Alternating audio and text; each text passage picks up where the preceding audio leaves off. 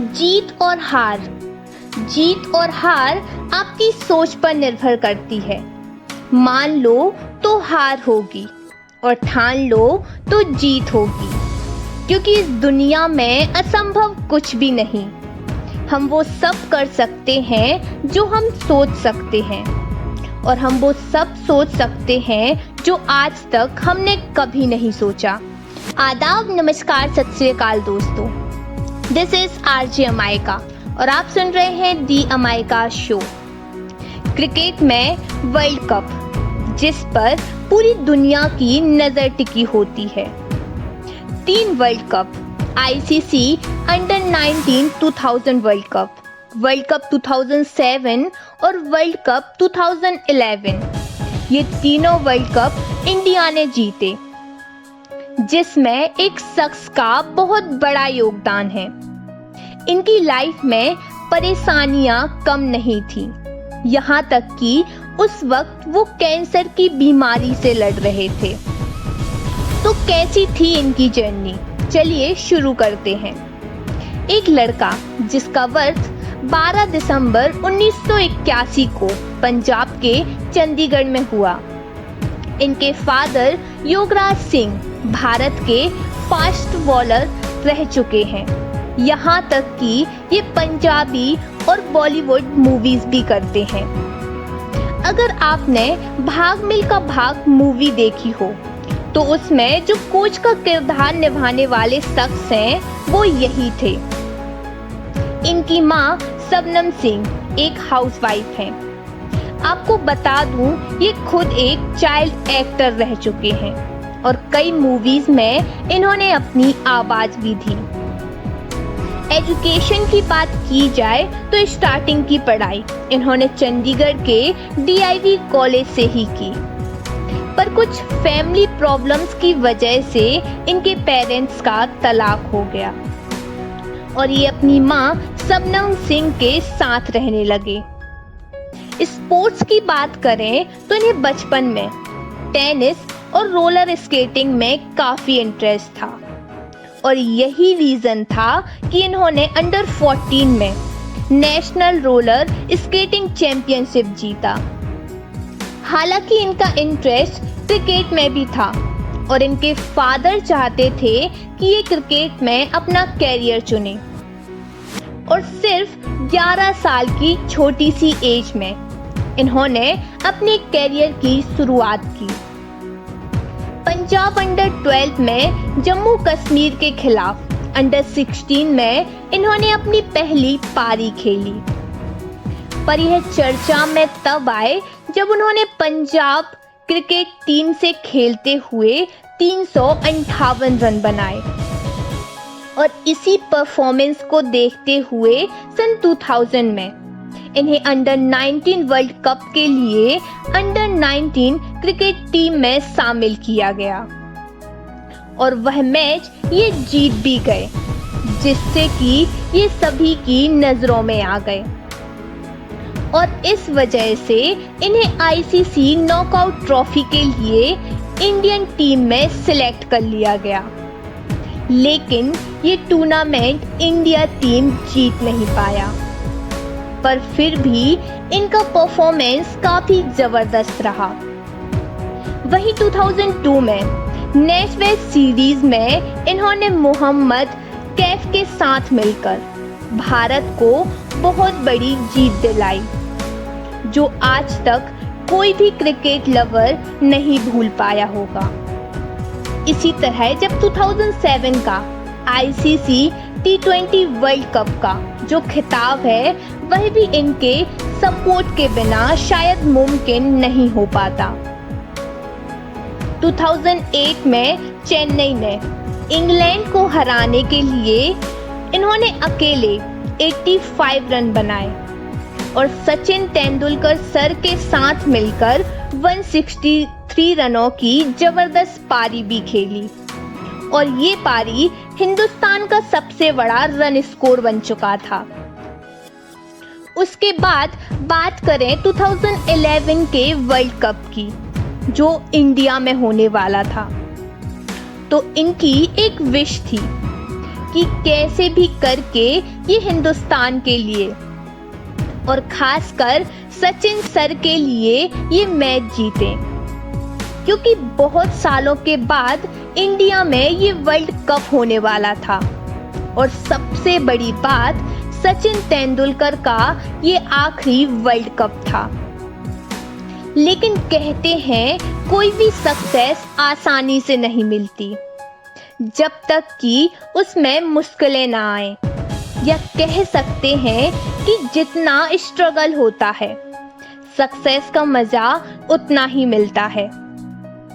क्या हुआ, world cup के कुछ महीने पहले साउथ अफ्रीका के साथ हमारी एक सीरीज चल रही थी। वहां पर इन्हें खेलते और दौड़ते वक्त सांस लेने में तकलीफ हुई। जैसे ही मैच खत्म हुआ, इन्होंने तुरंत चेकअप कराया और डॉक्टर्स ने कुछ टेस्ट कराने की सलाह दी, जिससे कि सही बीमारी का पता लग सके। इन्होंने ठीक वैसे ही किया, पर रिपोर्ट में जो आया वो उसे एक्सेप्ट नहीं कर पा रहे थे। क्या था, इनके सीने में लेफ्ट लंग के पास 17 सेंटीमीटर का एक ट्यूमर यानी कि कैंसर था। यह बात सुनकर उन्हें काफी धक्का लगा कि आखिर ऐसे कैसे, पर इन्होंने ठान लिया था कि जो भी हो वर्ल्ड कप ये खेलेंगे ही और देश को जिताएंगे भी। पर अब इन्हें वर्ल्ड कप जीतने तक दो तरफ लड़ना था। एक तो इस कैंसर से अपनी जिंदगी के लिए, और दूसरा खुद को वर्ल्ड कप जीतने के लिए इतना प्रिपेयर करना था। क्या होता है, जब नॉर्मल हमारे एग्जाम भी होते हैं, अगर उस टाइम पर हम बीमार हो जाएं तो एग्जाम से ध्यान हटकर हमारा पूरा फोकस उस बीमारी पर लग जाता है। पर यहाँ पूरे देश को जिताने की बात थी और दूसरी तरफ कैंसर जैसी बड़ी बीमारी। पर फिर भी इन्होंने अपनी हिम्मत नहीं हारी और दवाइयां खाते खाते अपनी प्रैक्टिस जारी रखी। वर्ल्ड कप शुरू हुआ और वेस्ट इंडीज के खिलाफ खेलते खेलते इन्हीं खून की उल्टियां होने लगी। यह देखकर एम्पायर ने कहा कि आप जाकर आराम कर सकते हैं यदि आपको खेलना ना हो तो। पर इन्होंने ऐसा जवाब दिया जिससे कि टीम इंडिया में और जोश आ गया। ये एम्पायर से बोले कि जब तक मैं अपने पैरों पर खड़ा हूं तब तक मैं खेलूंगा, और अगर बीच में मैं बेहोश हो गया तो आप मुझे स्ट्रेचेस पर लिटाकर वापस भेज देना, लेकिन जब तक मैं खड़ा हूं मैं मैदान नहीं छोड़ सकता। और इस फाइटिंग स्पिरिट के साथ इन्होंने पूरा वर्ल्ड कप खेला और अपनी बेस्ट से बेस्ट परफॉर्मेंस दी। और इन्हीं की बदौलत 28 सालों के बाद एक बार फिर इंडिया ने वर्ल्ड कप जीता। और इस मैच की वजह से इन्होंने पूरे टूर्नामेंट में 4 बार मैन ऑफ द मैच और मैन ऑफ द टूर्नामेंट का खिताब जीत लिया था। इस घटना में एक बहुत बड़ी इंस्पिरेशन है कि अगर आप एक बार डिसाइड कर लेते हो कि कुछ हो जाए मुझे ये काम करना ही करना है, तो कोई ताकत, कोई किस्मत आपको नहीं रोक सकती। फिर चाहे कितना भी कंपटीशन हो, आपका लक्ष्य कितना भी बड़ा क्यों ना हो, आप उसे हासिल कर ही लोगे। आज इनकी लाइफ में वो सिचुएशन थी जब एक तरफ इनका करियर टॉप पर था और दूसरी तरफ ये कैंसर की बीमारी से लड़ रहे थे। इसके बाद इनकी कीमोथेरेपी, इनका इलाज चला और बहुत टाइम तक ये क्रिकेट से दूर रहे। जैसे इन्होंने वर्ल्ड कप में एक बार नहीं बल्कि 3 बार लोगों को हराया, यानी कि T20 में, अंडर 19 में और अभी वैसे ही कैंसर को हरा के ये इंडिया वापस आ गए। और यहाँ आकर इन्होंने एक NGO खोला जिसका नाम रखा गया UB कैन। ये कैंसर के मरीजों का ट्रीटमेंट करने में उनकी सहायता करता है।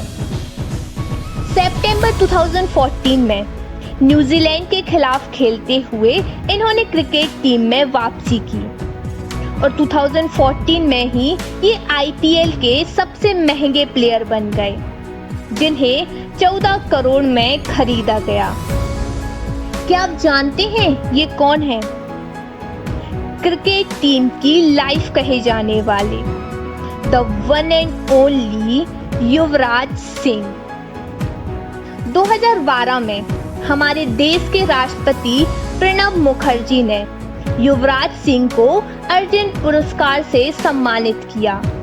2014 में देश का चौथा सर्वोच्च सम्मान पद्मश्री से भी इन्हें नवाजा गया और साथ ही साथ 2014 में ही इन्हें मोस्ट इंस्पायरिंग स्पोर्ट्समैन अवार्ड से भी सम्मानित किया गया है।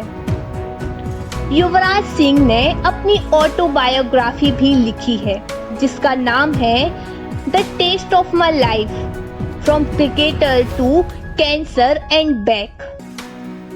और 10 जून 2019 को इन्होंने अंतर्राष्ट्रीय क्रिकेट से संन्यास ले लिया। अपने 19 साल के कैरियर में 1 दशक से भी ज्यादा समय तक इन्होंने अपना टाइम क्रिकेट को दिया। इसी के साथ मैं आपसे अलविदा लेती हूँ। खुश रहिए, अपना ख्याल रखिए और फिर मिलती हूँ किसी नेक्स्ट स्टोरी के साथ, क्योंकि जब कुछ ना हो छुपाने को तो बहुत कुछ होता है दुनिया को दिखाने को। शुक्रिया।